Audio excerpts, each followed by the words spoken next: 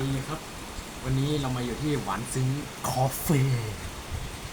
ตอนนี้บรรยากาศกำลังตกดีมากแล้วดูไปดูน้านุ่นเห็นไหมอยากจะกระโดดลงไปจริงๆแต่โดดลงไปก็ขาหักสิรออะไร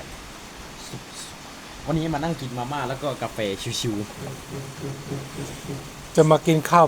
ขับๆไข่ข้าวเจียว ข้าวไข่เจียว หมดไม่มีไงโอ้โห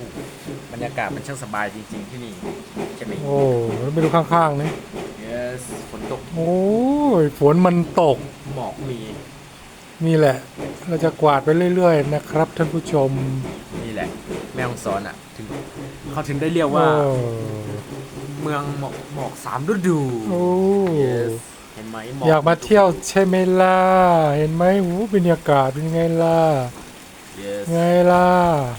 อยากจะกระโดด อิจฉาเราใช่ไหม yes นี่แล้วถ้ากวาดให้ดูอย่างนี้แหละนูทุ่งนาเขียวกระจีฝนตกรำรำ เย็นแบบสบายบวกหนาวด้วย เย็นจนหนาวเลยแหละ โอเค yes yes